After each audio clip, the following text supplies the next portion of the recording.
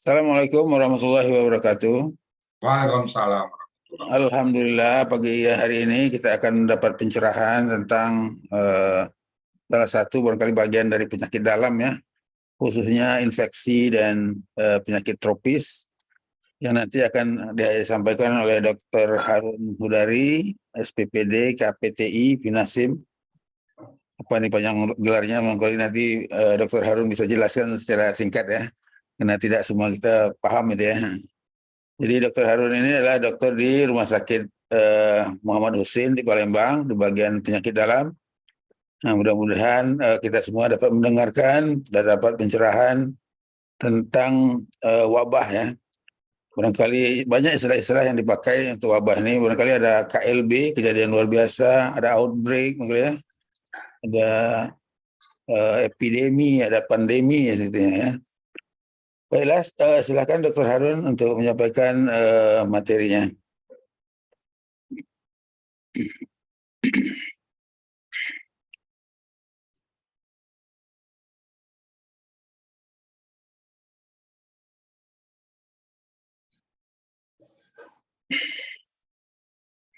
Baik, terima kasih. Saya akan memulai materi yang akan saya sampaikan. Apakah sudah tampak di sini? Sudah jelas ya? Ya, jadi mungkin saya memperkenalkan diri dulu terlebih dahulu. Nama saya Harun Hudari dan saya bertugas sehari-hari di Rumah Sakit Umum Pusat Dr. Muhammad Husin Palembang, dan saya memang di bidang tropik infeksi. Bagi ini gelar saya tadi mungkin banyak bertanya-tanya, panjang sekali, padahal sebenarnya itu adalah singkatan dari SPPD, itu singkatan dari spesialis penyakit dalam, KPT itu konsultan penyakit tropik infeksi, sedangkan Finasim adalah bahasa Inggris dari satu gelar untuk organisasi penyakit dalam, yaitu yang bahasa Inggrisnya adalah Fellowship of Indonesian Association of Internal Medicine, Society of Internal Medicine. Nah, ini adalah suatu gelar untuk dokter spesialis penyakit dalam yang memiliki kategori tertentu setelah dia tamat. KPT itu adalah gelar subspesialis setelah kita mengambil spesialis penyakit dalam, kemudian sekolah lagi, dan saya mengambil bidang tropik infeksi. Ada juga kan konsultan kardiovaskuler, konsultan ginjal hipertensi, ada juga konsultan paru dan sebagainya. Ada 11 subspesialis di bagian penyakit dalam. Nah, saya mungkin akan menyampaikan dahulu pertama kali di bagian pertama tentang hikmah adanya wabah ini. Dan kita mulai dengan catatan-catatan yang berhamburan, kalau kita sebut bilang, begitu banyaknya catatan sejarah di dalam Al-Quran. Ya, yang pertama tadi, yang dibacakan oleh Ibu Agustina tadi, di ayat 249 Al-Baqarah, surah Al-Baqarah, yang mencatat bagaimana Talut, ya adalah pemimpin dari bangsa. Talut ini sebenarnya pemimpin dari umat yang di masa Nabi Daud, ya, dia memimpin perjuangan melawan Jalut yang menindas bangsa yang dipimpin oleh Talut tersebut. Nah, ketika mereka berperang, mereka melewati sungai, dan saat itu Allah menyampaikan kepada Talut bahwa dia akan menguji pasukannya dengan suatu kondisi melewati sungai dan kondisi mereka haus. Nah, cobanya adalah apakah mereka bisa melewati sungai tersebut tanpa meminum airnya, padahal mereka sedang haus. Ya, kecuali kalau meminumnya sedikit saja, seciduk tangan pada waktu dituliskan. Nah, sebagian besar tidak bisa tahan menghadapi cobaan tersebut dan hanya beberapa orang saja yang tidak meminumnya. Akibatnya apa? Pada waktu mereka melewati sungai tersebut, terjadilah kondisi mereka yang meminum air tersebut mengalami kelelahan. Nah, diperkirakan dalam catatan sejarah ini, kelelahan ini bisa saja karena air tersebut mengandung zat-zat tertentu yang menimbulkan penurunan kemampuan. Misalnya saja, kalau kami menganggapnya seperti misalnya minum air atau minum zat untuk pencahar, atau minum zat untuk pembuat kencing banyak. Orang akan lelah dalam kondisi tersebut, dan inilah yang terjadi pada pasukan itu. Dan pasukan yang tinggal tersisa sedikit tadi ternyata masih bisa melawan pasukan yang jumlahnya banyak dari kaum Jalut tersebut. Nah, jadi artinya pelajarannya bahwa kondisi ini tetap saja akan terjadi dari masa ke masa. Cobaan itu bisa saja berupa hukuman, bisa saja berupa godaan ini. Nah, di slide berikutnya ada juga cerita di surat Hud ayat 64 dan 65, bagaimana umat yang dipimpin oleh salah satu nabi soleh, nabi kita Nabi Soleh, yaitu kaum Samud, ada hukuman wabah karena mereka menyembelih unta dan memakan unta tersebut. Padahal Allah telah menyampaikan larangan melalui Nabi Soleh agar unta betina tersebut jangan dirusak, jangan dibunuh, dan jangan dimakan. Tapi mereka melawan perintah Nabi tersebut, maka akibatnya setelah 3 hari mereka memakan unta tersebut, mereka mengalami wabah. Dan masa hitungan 3 hari ini mengingatkan saya dengan masa inkubasi namanya. Begitu kuman masuk, tidak langsung kita menderita sakit. Misalnya kalau kita digigit nyamuk demam berdarah, nyamuk Aedes aegypti, kita tidak langsung demam pada hari itu juga. Biasanya minimal 3 hari sampai 7 hari baru kita mengalami demam. Atau kita makan makanan yang kotor, mengandung kuman, kita akan mengalami sakitnya minimal 3 hari. Jadi biasa kemungkinan dalam analisa saya pengertian 3 hari ini adalah masa inkubasinya, baru muncullah wabahnya setelah 3 hari tersebut. Kemudian ada juga dalam surat Anbiya, ya, ada penyakit wabah yang menimpa Nabi Ayub. Surat Anbiya 83, ya, dia menyampaikan doa, ya, sesungguhnya aku ditimpa penyakit, ya Allah, saya tidak bacakan lengkap, saya sambilkan sarinya saja. Tapi bagi dia, sesungguhnya penyakit ini adalah cobaannya. Dia tetap memandang Allah sebagai Tuhan yang Maha Penyayang dari semua yang penyayang. Dia menderita penyakit kulit, ya, diperkirakan dalam bahasa Arabnya itu adalah juzam. Kalau dalam bahasa Indonesia diperkirakan penyakit kusta atau lepra, karena penyakit kulit ini menetap bertahun-tahun dan menyerang seluruh permukaan tubuhnya. Kemudian ada juga surat Al-Baqarah ayat 26, ya. Dia Allah memberikan perumpamaan mengenai nyamuk, ya, atau yang lebih rendah dari itu. Kita bayangkan nyamuk itu makhluk yang lemah, kalau kita pukul dia langsung mati, tidak memiliki otot, dan sayapnya juga kecil. Tapi cobaan bagi situ adalah Allah menyampaikan bagaimana apakah kita bisa membuat nyamuk seperti itu. Ya, jangan karena membuat robot yang besar, membuat nyamuk saja yang kecil begitu, apakah kita bisa? Dalam pengertian bukan nyamuk robot, tapi nyamuk yang bisa berkembang biak, nyamuk yang bisa hidup di air, kemudian akan berubah menjadi hewan yang bisa terbang. Nah, perubahan seperti ini belum tentu manusia bisa membuatnya.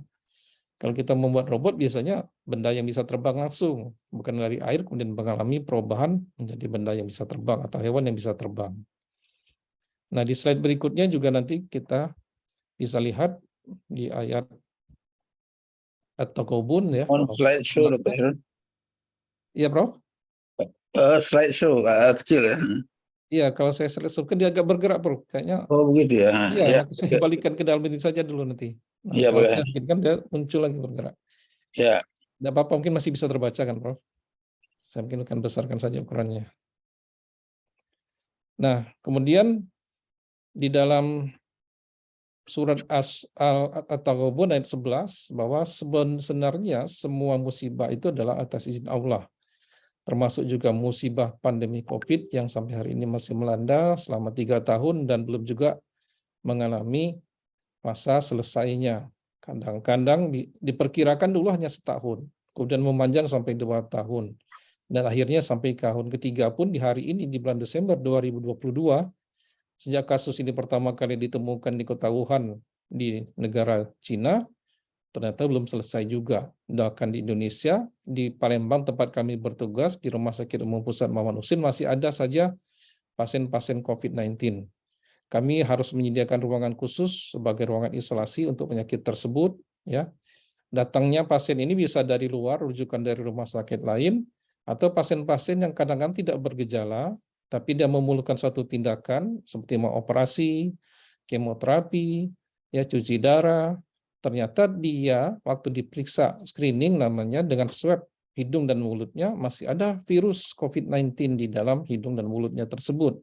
Nah, ini bisa menunjukkan risiko penularan kepada orang lain, baik kepada orang sesama pasien maupun kepada petugas kesehatan, dokter dan perawatnya, atau siapapun juga. Nah, kemudian saya sambung dengan ayat nomor 6, ayat bagian 6, itu ayat Asy-Syu'ara 80, ya. Jadi semua musibah, ya, tidak ada musibah di bumi ini, melainkan telah tertulis di dalam kitab Lauhul Mahfuz sebelum kamu Allah menciptakannya. Maka yang demikian adalah mudah bagi Allah, supaya kamu jangan berduka cita terhadap apa yang luput dari kamu, artinya yang lepas dari kita, dan jangan terlalu gembira terhadap apa yang diberikannya kepadamu. Allah tidak suka kepada orang yang sombong dan membanggakan diri.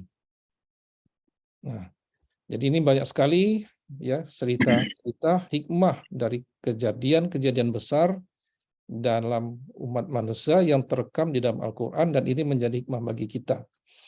Al-Quran memang bukan kitab sejarah, dia tidak menuliskan tahun dan tempat, tapi yang penting bagi kita adalah hikmah kejadian tersebut untuk menjadi bagian dari kita, bagaimana kita menyikapinya. Jadi ada tulisan bahwa Al-Quran adalah penawar segala penyakit.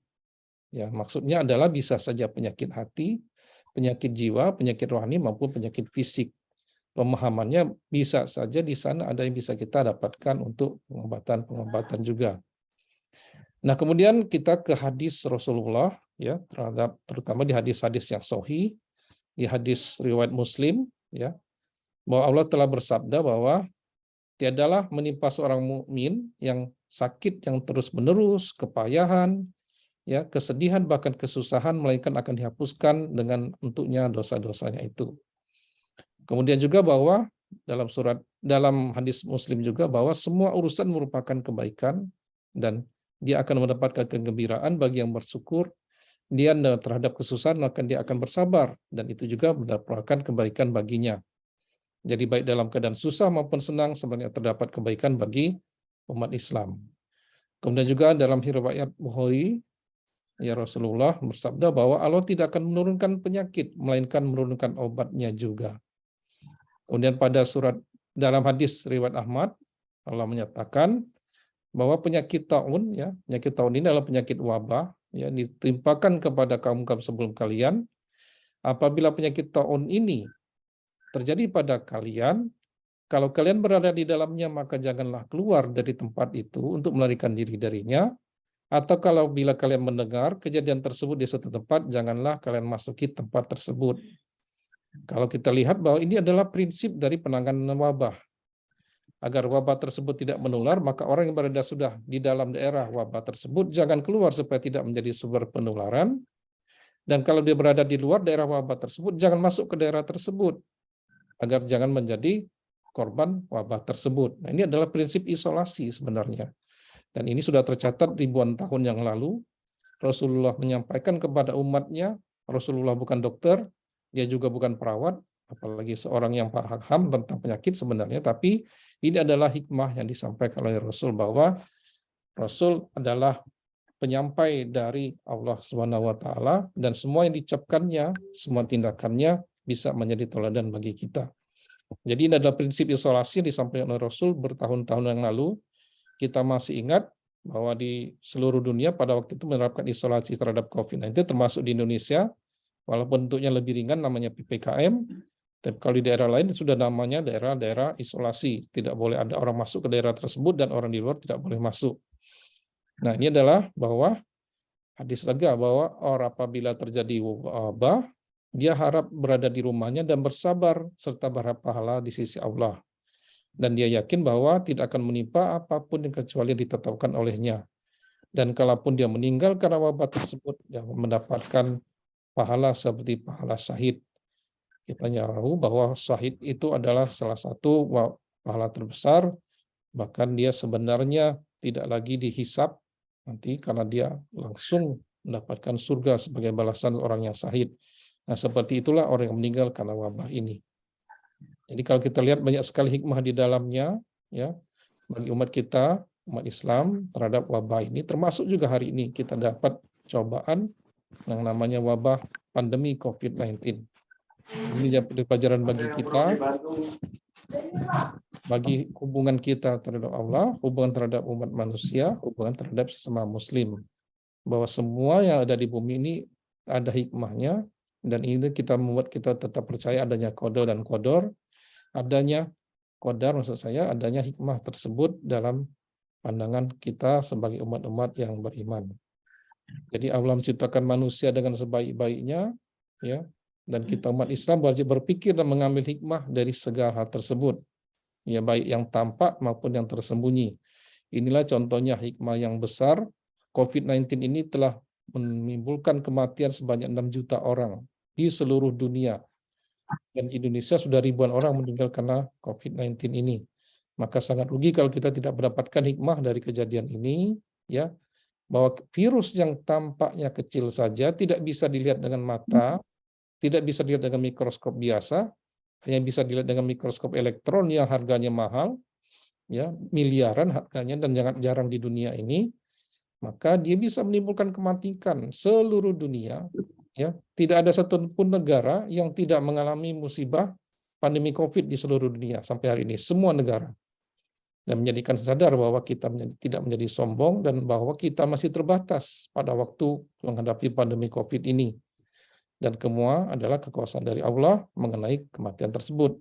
Nah, ini ada hikmah-hikmah yang bisa kita lihat dari kejadian tersebut, ya, bahwa hikmahnya adalah bahwa pandemi COVID ini dapat membuat kita meningkatkan kualitas ibadah, memperbanyak zikir, dan memperkuat doa, terutama bagi umat manusia di Indonesia ini. Dan kita harus mendekatkan diri kita kepada Allah, meminta pertolongannya, dan agar Allah mendengarkan doa-doa hambanya. Karena sejatinya kita ini adalah makhluk-makhluk yang lemah. Dan makhluk yang lemah ini tentu saja tetap meminta kepada Allah sebagai yang maha kuat, maha perkasa di seluruh alam semesta ini. Yang kedua adalah bagaimana kita menjaga kebersihan diri dan lingkungan. Ya, menjaga kebersihan diri dan lingkungan ini bisa dalam bentuk fisik maupun dalam bentuk rohani. Menjaga dari perbuatan-perbuatan, menjaga juga dari sumber-sumber wabah. Maka kita masih ingat dengan 3M, ya, memakai masker, menjaga jarak, dan mencuci tangan. Mencuci tangan itu adalah kebersihan diri, karena sumber penularan COVID-19 ini bisa saja dari tangan kita yang menyentuh benda-benda yang menjadi sumber penularan. Karena orang yang batuk atau bersin dari COVID-19 ini, virus yang bisa menempel di benda tersebut, kalau tersentuh oleh tangan kita menjadi sumber penularan. Itulah disebut sebenarnya penularan kontak tidak langsung, bisa saja menjadi droplet dan airborne. Jadi langsung saja dari orang yang batuk tersebut bisa menular kepada kita kalau kita tidak memakai masker atau juga dia tidak memakai masker.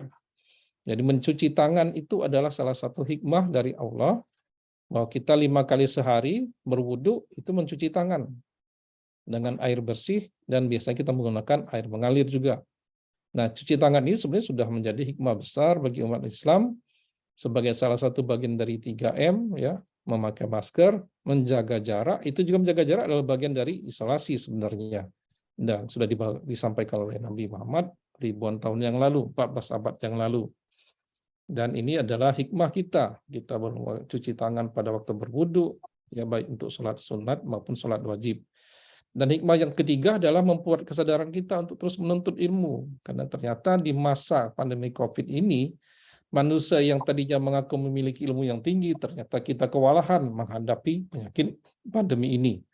Di awal-awal dulu banyak sekali kasus kematian karena kita belum menemukan obat yang tepat untuk penyakit ini. Dan sekarang obat itu sudah ditemukan, tapi juga masih banyak komplikasi penyakit tersebut yang belum bisa disembuhkan kalau sudah terlalu berat. Itulah pentingnya kita belajar ilmu, baik ilmu agama maupun ilmu pengetahuan, kedokteran dan teknologi. Bagi kami yang bagian infeksi, kami sampai hari ini terus saja mempelajari bagaimana menghadapi pandemi COVID-19, bagaimana meningkatkan pengobatannya, bagaimana mencari metode-metode yang lain itu. Nah, bagi orang-orang yang memiliki ilmu itu, Allah akan meninggikan derajat orang-orang yang berilmu. Marilah kita yang berada di dalam majelis pengajian pagi ini menjadi orang-orang yang berilmu, bukan harus menjadi dokter, tidak harus menjadi profesor seperti Prof. Hairil Anwar misalnya, atau harus menjadi ustadz seperti ustadz kita, tapi kita belajar untuk mendapatkan yang kondisi yang lebih baik lagi. Dan inilah doa Rasulullah, ya, pada saat kita menghadapi pandemi ini, ya, doanya adalah disampaikan oleh hadis riwayat Abu Daud, ya Allah, aku berlindung kepadamu dari penyakit lepra, penyakit gila, penyakit kusta, dan penyakit-penyakit buruk lainnya. Nah, doa ini adalah doa pandemi COVID ini. Dan surat Al-Baqarah 155 dan 156 menyampaikan, apabila kita tertimpa musibah, berikanlah kabar gembira, ya, kepada orang-orang yang sabar, kepada orang-orang yang apabila menghadapi musibah mengucapkan innalillahi wa inna ilaihi roji'un. Jadi kita mendapatkan kebaikan baik di dalam kondisi bahagia maupun di dalam kondisi kesusahan di masa-masa pandemi COVID-19 ini. Itulah yang bisa saya sampaikan pada pagi ini. Semoga bermanfaat bagi kita semua. Kepada Allah saya mohon ampun. Kepada semua yang hadir pada pagi ini saya mohon maaf apabila terhadap kekurangan. Bila taufik wal hidayah. Wassalamualaikum warahmatullahi wabarakatuh. Saya kembalikan kepada Waalaikumsalam warahmatullahi wabarakatuh. Baiklah, terima kasih Dr. Harun yang sudah menjelaskan tentang wabah ya, bahwa wabah ini bukan hanya bahaya yang baru, jadi sudah lama. Tadi sebut ada taun, barangkali ada flu yang bisa membunuh orang banyak zaman dulu, dan sekarang ada COVID ini. Baiklah.